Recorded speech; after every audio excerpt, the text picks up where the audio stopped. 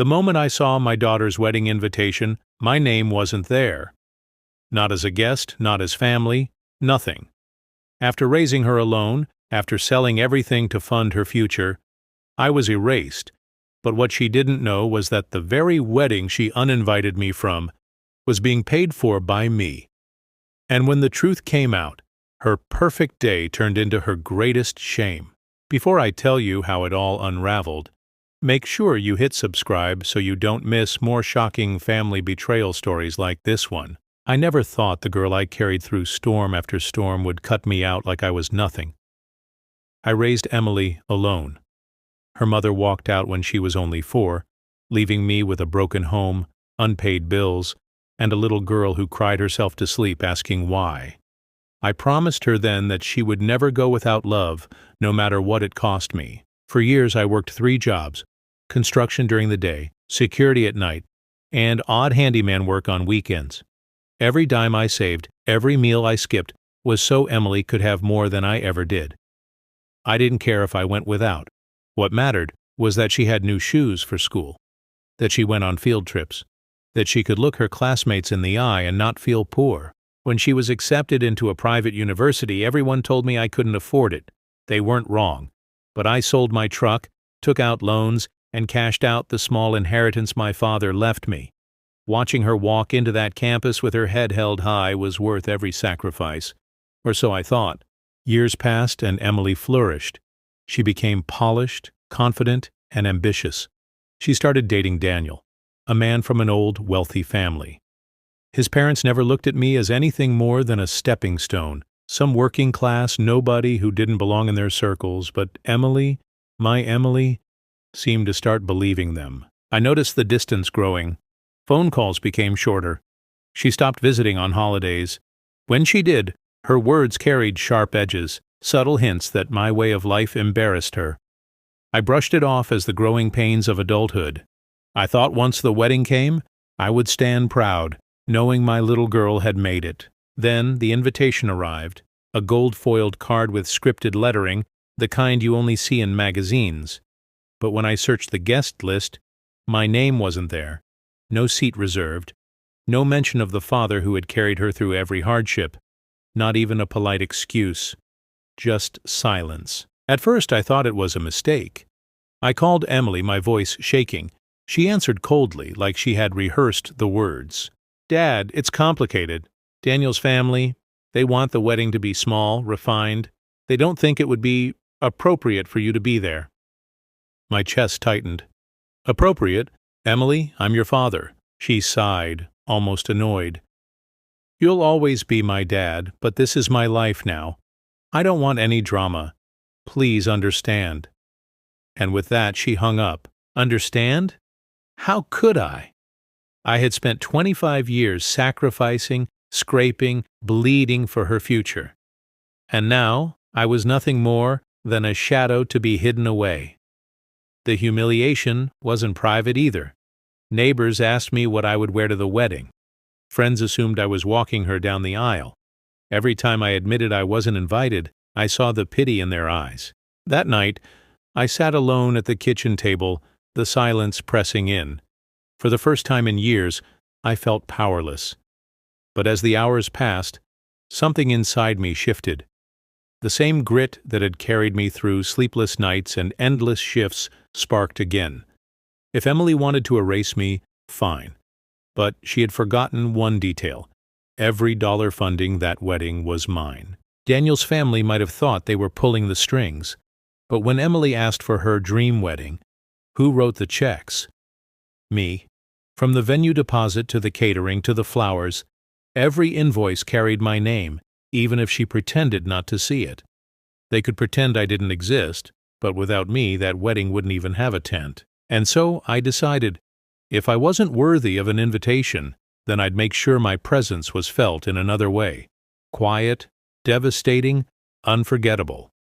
My revenge wouldn't come with shouting or begging. It would come with silence and a single, undeniable truth. After that night at the kitchen table, I started looking at every payment I had made differently. Each invoice was no longer just a sacrifice. It was leverage. The venue's glossy ballroom? Reserved under my name. The catering contract? Paid in full with my account. Even the live band Emily insisted on was secured because I signed the deal. Piece by piece, the wedding was built on my shoulders, even if my daughter pretended not to see it. I remembered the first time she begged me for something extravagant. She was 16, desperate to go on a school trip to Europe because all her classmates were going. I didn't even have money for rent that month, but I took on double shifts, sleeping in my car between jobs, just so she could go. When she came back, she barely said thank you. That should have been the first sign that my sacrifices had become invisible. But blindness is a curse parents carry willingly. We don't want to see the cracks. We tell ourselves love is enough, that gratitude will come later. I told myself the same thing when she started dating Daniel.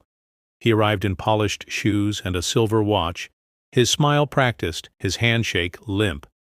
Something in my gut screamed he saw Emily as an accessory, not a partner, but she looked at him like he was salvation, and who was I to ruin her happiness? Over time, though, Daniel's influence was clear. Emily stopped calling me Dad in front of his family. She introduced me as my father, John, in a tone stripped of warmth. At dinners, his parents asked me what I did for a living. When I told them the truth, construction, they exchanged smug glances as if manual labor was a stain. Emily didn't defend me. She just lowered her eyes, ashamed of the very hands that built her future. When I found out I wasn't invited to the wedding, I knew Daniel's family had pushed for it. They wanted a perfect image. Wealth marrying wealth. Prestige marrying prestige.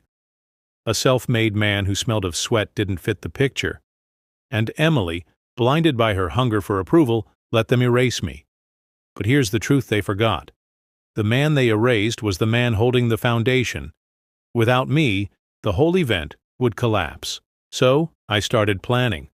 Not with rage or desperation, but with cold, patient precision. I spoke to the event manager, confirming all bookings were secured under my name. I double-checked the contracts, noting the fine print that made me the sole authority. They thought I was invisible, but in reality I was the unseen hand controlling every moving piece of their fairy tale day. Some nights, I'd sit at my kitchen table with the paperwork spread out before me, tracing my fingers over each line like battle maps. It was almost poetic. Emily believed she had stripped me of a role in her life, yet here I was, woven into every detail of her wedding. I had the power to pull the plug at any moment, but I didn't want chaos for chaos's sake. No, I wanted something far sharper. I wanted her to feel the same humiliation she dealt me. The day before the wedding, I received a voicemail from Emily. Her tone was icy. "Dad, I just want you to understand, this is what's best for me. I don't want you showing up and making things uncomfortable. Please, don't come." Her words were sharp, but buried beneath them, I sensed a flicker of fear. She knew what I was capable of. She knew deep down that I wasn't as powerless as she pretended. I didn't call back. Instead, I ironed my only suit, the same one I wore when she graduated college. I polished my shoes, laid out my tie. I wasn't walking into that ballroom as a desperate father begging for scraps of affection. I was walking in as the man who built that day, literally and figuratively. When the wedding morning came, I drove to the venue early. The air was crisp, the kind of morning where every sound carries. Workers were setting up tables, stringing lights, arranging flowers. I watched from my car as guests began to arrive, dressed in glittering gowns and tailored suits. No one expected me. That was the beauty of it. I waited until the ceremony was about to begin, until the whispers of anticipation filled the room. And then, I stepped out of my car, adjusted my tie, and walked toward the grand entrance. Heads turned, conversations hushed, and in that moment, I felt no fear, no hesitation, only the weight of years lifting off my shoulders, because I knew something Emily didn't. The man she erased from her guest list was about to rewrite her entire wedding day.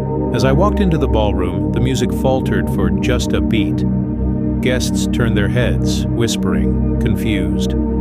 Some recognized me as Emily's father. Others didn't know who I was. But Emily, my daughter, her face drained of color. She clutched Daniel's arm like I was a ghost resurrected. She hadn't expected me to come, but I wasn't there to watch. I was there to endure nothing and reveal everything. Daniel's mother rose from her seat, her smile venomous. "This is a private event," she hissed, loud enough for nearby guests to hear. "You weren't invited." I met her gaze, calm, almost amused. "You're right," I said evenly. "I wasn't invited, but I am the man who paid for every fork, every flower, every drop of champagne in this room. So if anyone here has the right to stay, it's me." The crowd gasped. Emily's lips trembled. "Dad, please don't do this," she whispered, but her voice carried through the hushed room. I looked at her, not with anger, but with something colder, disappointment forged over years. "Emily, I gave you my life. I bled for your future, and when it mattered most, you erased me. But this wedding you thought would define you, it only exists because of me, and today everyone will know that." The event manager approached nervously, unsure of where authority lay. I handed him a folder. Every receipt, every contract, every proof of ownership. His eyes widened. He nodded. Then, at my signal, the music cut, the lights shifted, and the microphone was handed to me. I didn't raise my voice. I didn't need to. "Ladies and gentlemen," I said, "before the bride walks down the aisle, you should know. The man she calls unworthy is the one who made this day possible." The silence was suffocating. Daniel's parents looked as if they'd swallowed poison. Emily's face burned with shame, her perfect image crumbling in front of the very people she had tried to impress. I didn't wait for applause, pity, or forgiveness. I simply placed the microphone back, straightened my jacket, and turned toward the doors. My revenge wasn't loud. It was the truth, laid bare for all to see. As I walked out, I heard the murmurs ripple behind me. Her father paid for everything. She uninvited him? The shame I carried for months shifted to her shoulders in seconds. And in that moment, I felt lighter than I had in years. I hadn't ruined her wedding. I hadn't screamed or begged. I had simply reminded her and everyone else that I was never the man to erase, because sometimes revenge isn't about destruction. It's about silence, dignity, and letting the truth burn brighter than any lie. If you were in my shoes, would you have walked away or taken everything back? Let me know in the comments, and don't forget to subscribe for more shocking family betrayal stories.